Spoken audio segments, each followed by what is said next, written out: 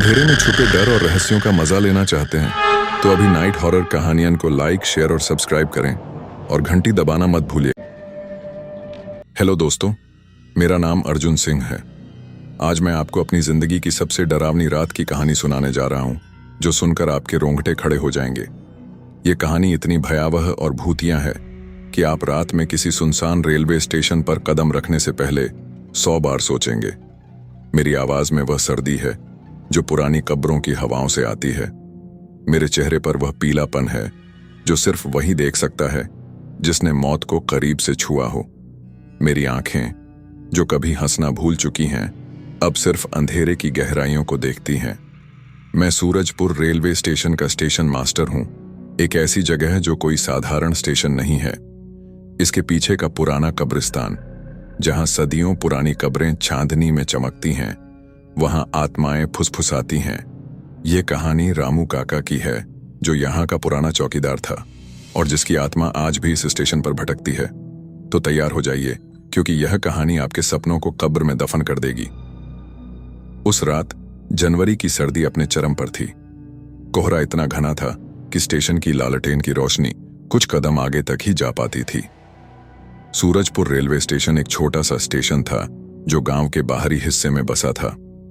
दिन में सिर्फ 2 पैसेंजर ट्रेनें रुकती थीं और रात को केवल एक मालगाड़ी गुजरती थी, जो रात 2:30 बजे आती थी। स्टेशन के ठीक पीछे एक पुराना कब्रिस्तान था, जहां कब्रों पर उकेरी गई तारीखें इतनी पुरानी थीं कि धुंधली पड़ चुकी थीं। कब्रों के बीच उगी घास हवा में लहराती थी, जैसे वह किसी की सिसकियों को छिपा रही हो। मैं, अर्जुन सिंह, 6 महीने पहले इस स्टेशन पर स्टेशन मास्टर के रूप में नियुक्त हुआ था। मैं 34 साल का था और मेरे चेहरे पर अभी जवानी की चमक थी, लेकिन मेरी आंखों में वह सतर्कता थी जो रेलवे की नौकरी ने दी थी। मेरे साथ था रामू काका, एक 62 साल का बूढ़ा चौकीदार, जिसके चेहरे की झुर्रियां और सफेद दाढ़ी किसी पुरानी किताब की तरह थीं, जो अनकही कहानियां छिपाई थीं। रामू काका दिन में स्टेशन की देखभाल करते थे और रात को उनकी ड्यूटी थी स्टेशन के ताले चाबी संभालने की। उनकी आवाज में एक अजीब सी गहराई थी और उनकी आंखें हमेशा कब्रिस्तान की ओर ताकती थीं, जैसे वहां कुछ देखते हों। मैंने कई बार उनसे पूछा, काका, आप रात को इतना चुप क्यों रहते हो? लेकिन वो सिर्फ मुस्कुराते और कहते, अर्जुन बेटा, रात को चुप रहना ही अच्छा है, कब्रिस्तान सुनता है। उनकी यह बात मुझे हमेशा उलझन में डाल देती थी। उस रात मैं अपने छोटे से ऑफिस में बैठा था, जहां एक पुरानी मेज, एक कुर्सी और एक रजिस्टर था, जिसमें मैं ट्रेनों का हिसाब रखता था। घड़ी में रात के 1:15 बजे थे और मालगाड़ी के आने में अभी समय था। रामू काका प्लेटफॉर्म पर अपनी लाठी टेकते हुए चहलकदमी कर रहे थे। उनकी लाठी की ठक ठक की आवाज सन्नाटे में गूंज रही थी और हर बार जब वह कब्रिस्तान की ओर देखते, मेरे मन में एक अजीब सी बेचैनी उठती थी। मैंने खिड़की से बाहर झांका और देखा कि रामू काका प्लेटफॉर्म के आखिरी छोर पर खड़े थे, जहां कब्रिस्तान की बाट शुरू होती थी। उनकी टॉर्च की रोशनी कब्रों पर पड़ रही थी और वह कुछ बुदबुदा रहे थे, जैसे कोई प्रार्थना। पैराग्राफ 2, पहली सिसकी, 4000 अक्षर। मैंने रामू काका को पुकारा, काका अंदर आ जाओ, बाहर ठंड है और कोहरा भी घना है। लेकिन उन्होंने जवाब नहीं दिया। उनकी टॉर्च की रोशनी अब कब्रिस्तान की ओर थी और उनकी बुदबुदाहट तेज हो रही थी। मैंने सोचा, शायद यह उनकी पुरानी आदत है, और वापस अपने रजिस्टर में व्यस्त हो गया। लेकिन तभी एक सिसकी की आवाज आई, हल्की लेकिन इतनी गहरी कि मेरे रोंगटे खड़े हो गए। मैंने खिड़की से फिर बाहर देखा, लेकिन रामू काका अब वहां नहीं थे। उनकी टॉर्च जमीन पर पड़ी थी और उसकी रोशनी कब्रिस्तान की ओर थी, जैसे कोई उसे वहां खींच ले गया हो। काका, मैंने चिल्लाया और अपनी टॉर्च लेकर बाहर दौड़ा। प्लेटफॉर्म पर सन्नाटा था और कोहरा इतना घना कि मेरी टॉर्च की रोशनी भी बेकार थी। मैंने रामू काका की टॉर्च उठाई और उसकी रोशनी कब्रिस्तान की ओर डाली। वहां कब्रों के बीच एक साया दिखा, लंबा, पतला और उसकी आंखें लाल, जैसे जलते हुए अंगारे। कौन है? मैंने चिल्लाया, लेकिन जवाब में सिर्फ वही सिसकी आई, इस बार और करीब। मैंने कब्रिस्तान की बाट की ओर कदम बढ़ाए, लेकिन मेरे पैर जैसे जम गए।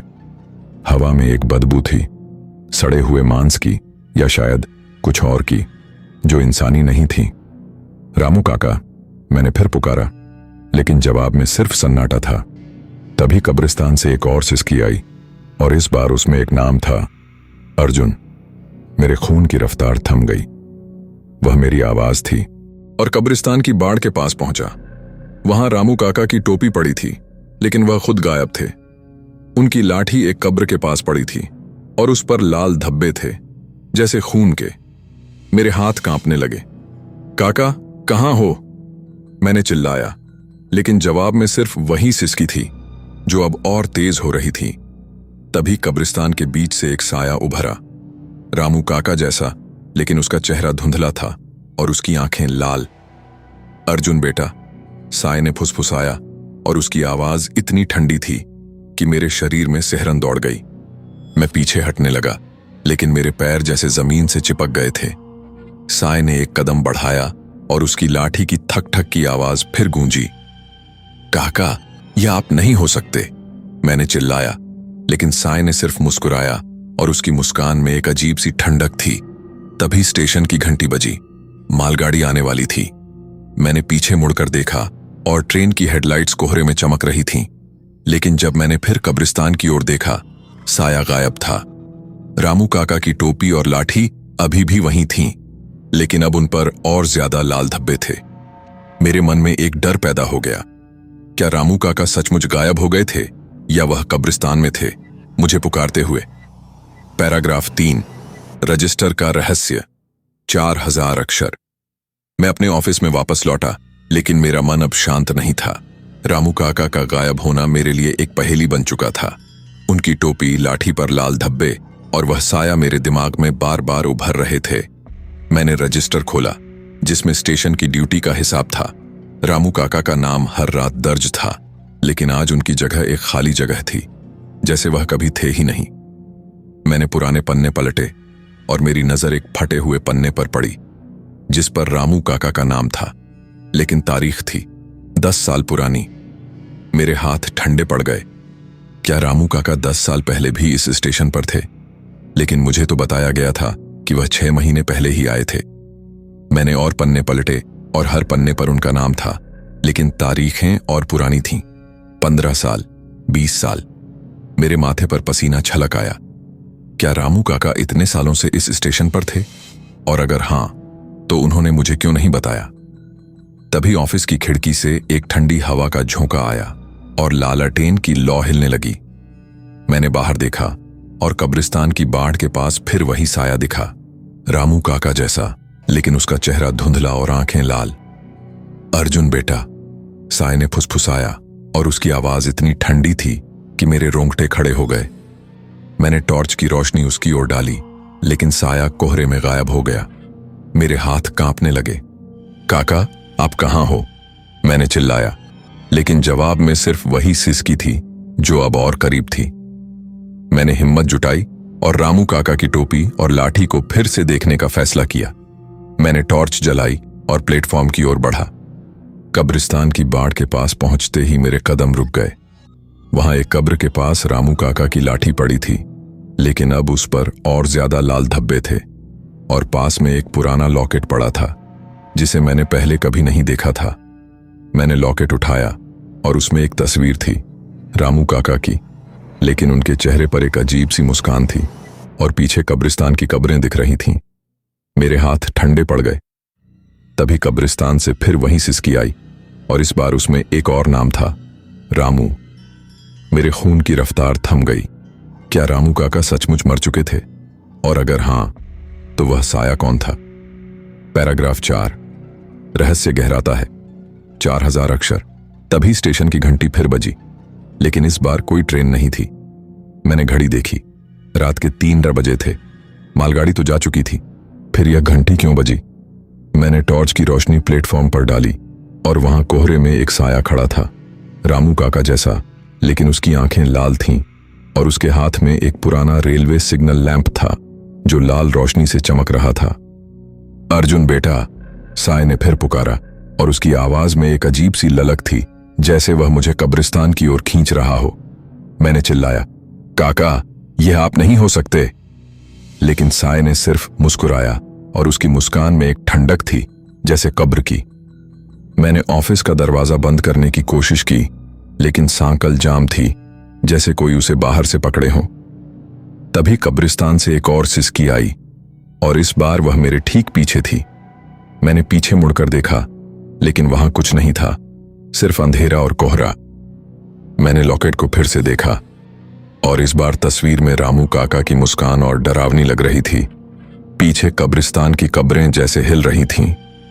मां, लेकिन इस बार तस्वीर में एक और चेहरा था, मेरा अपना। मेरे हाथ ठंडे पड़ गए। मैंने लॉकेट को फेंक दिया और वह कब्रिस्तान की बाट पर जा गिरा। तभी स्टेशन की घंटी फिर बजी और इस बार उसकी आवाज इतनी तीखी थी कि मेरे कानों में दर्द होने लगा। पैराग्राफ 10, अंतिम रहस्य, 4000 अक्षर।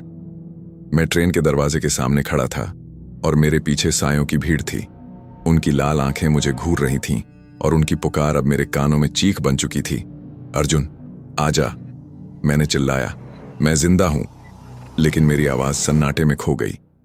रामू काका का साया फिर मेरे सामने उभरा और उसका सिग्नल लैंप लाल रोशनी से चमक रहा था। अर्जुन बेटा, उसने कहा, यह तुम्हारा स्टेशन है और यह तुम्हारी ट्रेन है। मैंने हिम्मत जुटाई और ट्रेन के दरवाजे की ओर देखा। अंदर अंधेरा था, सिवाय उन लाल आंखों के जो मुझे घूर रही थीं। मैंने अपनी जेब से टिकट निकाला और उस पर मेरा नाम अब और साफ दिख रहा था, अर्जुन सिन्हा, 15 जनवरी 2020। मैंने टिकट को फाड़ने की कोशिश की, लेकिन वह मेरे हाथों से चिपक गया, जैसे कोई अभिशाप। तभी ट्रेन की सीटी फिर बजी और इस बार वह एक भयानक चीख में बदल गई। मैंने टॉर्च की रोशनी ट्रेन के डिब्बों पर डाली और वहां हर खिड़की में साए थे, लंबे पतले, और उनकी आंखें आग के गोलों जैसी। मैंने पीछे हटने की कोशिश की, लेकिन मेरे पीछे कब्रिस्तान की बाट थी और वहां सायों की भीड़ थी। उनकी लाल आंखें मुझे घूर रही थीं और उनकी पुकार अब मेरे दिमाग में गूंज रही थी। मैंने चिल्लाया, मैं जिंदा हूं, लेकिन मेरी आवाज सन्नाटे में खो गई। रामू काका का साया मेरे सामने खड़ा था और उसकी लाल आंखें अब मेरे इतने करीब थीं कि मैं उनकी ठंडक महसूस कर सकता था। अर्जुन बेटा, उसने कहा, यह तुम्हारी मंजिल है। तभी ट्रेन का दरवाजा बंद होने लगा और मैंने आखिरी बार कब्रिस्तान की ओर देखा। वहां सायों की भीड़ थी और उनकी लाल आंखें मुझे पुकार रही थीं। मैंने अपनी जेब से लॉकेट निकाला और उसे फेंक दिया। वह कब्रिस्तान की बाट पर जा गिरा और तभी ट्रेन की सीटी फिर बजी। मैंने चिल्लाया, मैं जिंदा हूं, लेकिन मेरी आवाज सन्नाटे में खो गई। ट्रेन धीरे धीरे चलने लगी और मैं अपने आप को उसके दरवाजे की ओर खींचता हुआ महसूस कर रहा था। रात अभी बाकी थी और मुझे लग रहा था कि रामू काका का साया मुझे कब्रिस्तान की गहराइयों में ले जाना चाहता था। दोस्तों, हम आपके लिए बड़ी मेहनत से डरावनी और रहस्यमयी कहानियां लेकर आते हैं, इसलिए आपसे एक छोटी सी गुजारिश है, कृपया हमारे चैनल नाइट हॉरर कहानियन को सब्सक्राइब जरूर करें। आपका साथ ही हमें और मेहनत करने और भी खौफनाक कहानियां लाने की ताकत देता है।